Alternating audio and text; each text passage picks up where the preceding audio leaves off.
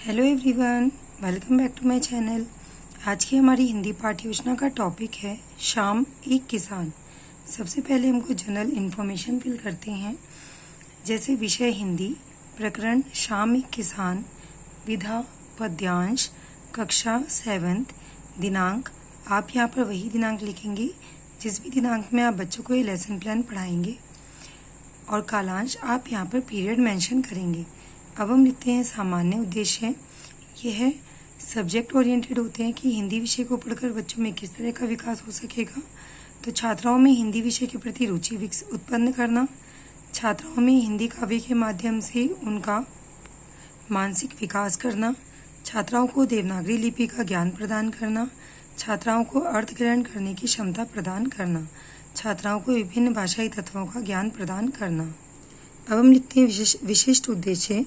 यह topic oriented होते हैं, जैसे कि पहला उद्देश्य है ज्ञानात्मक उद्देश्य, छात्राओं को सर्वेश्वर दयाल सक्सेना द्वारा रचित कविता शाम एक किसान का अध्ययन कराना। भावात्मक उद्देश्य, छात्राओं को पद के माध्यम से सौंदर्य का रसवादन कराना। बोधात्मक उद्देश्य, छात्राएं शाम एक किसान नामक कविता के विषय में जानकारी प्राप्त कर सकेंगी। अब हम लिखते हैं सहायक सामग्री। यह वह सामग्री होती हैं जो भी हम अपनी पाठ्य योजना को पढ़ाते समय उपयोग में लाते हैं, जैसे लपेट श्यामपट, चौक, चार्ट, डस्टर आदि। अब हम लिखते हैं पूर्व ज्ञान। जैसे कि हमारा प्रकरण है शाम एक किसान, तो हम यह मानकर चलते हैं कि छात्राएं किसान के विषय में सामान्य जानकारी रखती हैं। अब हम लिखते हैं प्रस्तावना प्रश्न। इन प्रश्नों को हम अपनी पाठ्य योजना को शुरू करने से पहले बच्चों से पूछते हैं, जिससे कि हम यह जान सकें कि बच्चों को हमारे टॉपिक से रिलेटेड कितनी प्रीवियस नॉलेज है।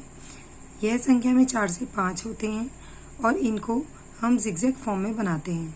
जैसे कि पहले प्रश्न का जो भी उत्तर आएगा, हमारा दूसरा प्रश्न उसी उत्तर से संबंधित होता है।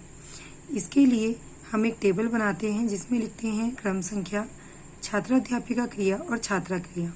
पहला प्रश्न है कुछ अनाजों के नाम बताइए, तो बच्चे आंसर करेंगे गेहूँ, चावल, धान आदि। गेहूँ, चावल आदि कहाँ से आते हैं, तो बच्चे आंसर करेंगे बाजार से।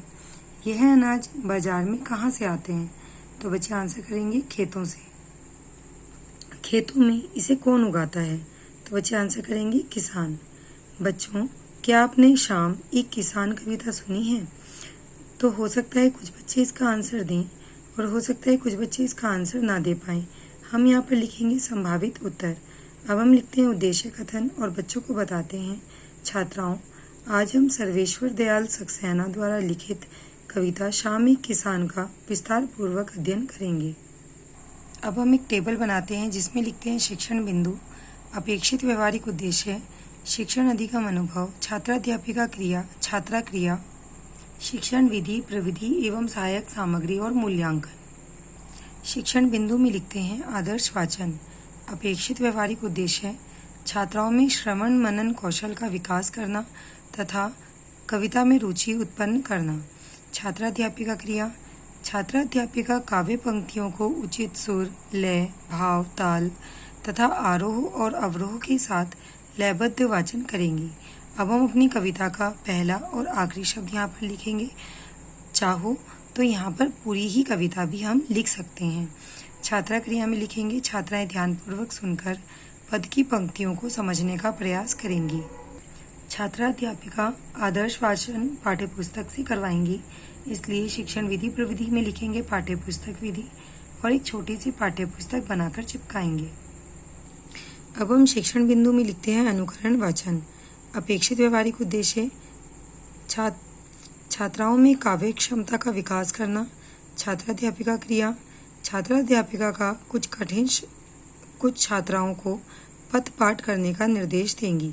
छात्रा क्रिया, छात्राएं छात्राध्यापिका के निर्देश के अनुसार पद का उच्चारण करेंगी।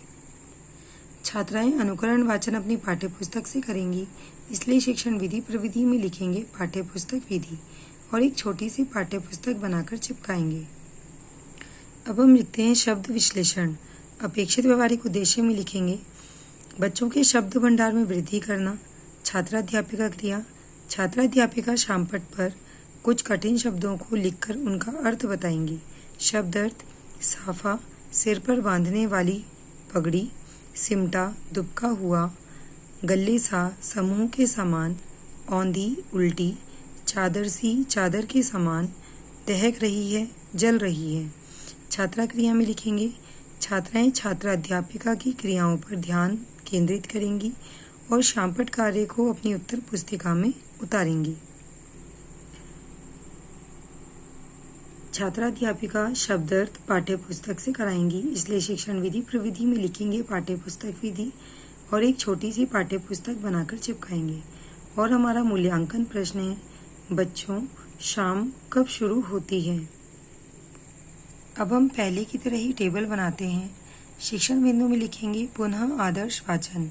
अपेक्षित व्यवहारिक उद्देश्य छात्राओं को काव्य में निहित भावों की अनुभूति कराना। छात्राध्यापिका क्रिया छात्राध्यापिका पद की पंक्तियों को उचित आरोह व अवरोह, सुर, लय, ताल तथा भाव के साथ पुनः आदर्श वाचन करेंगी।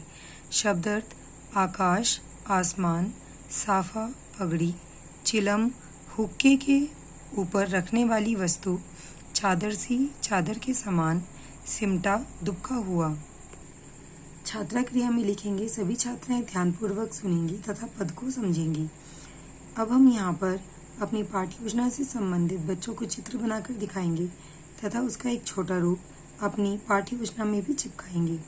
हमने यहाँ पर बच्चों को चार्ट पेपर दिखाया है, इसलिए शिक्षण विधि प्रविधि में लिखेंगे प्रदर्शन प्रविधि। अब हम शिक्षण बिंदु में लिखेंगे सौंदर्य अनुभूति प्रश्न। अपेक्षित व्यवहारिक उद्देश्य छात्राओं को काव्य सौंदर्य का बोध कराना।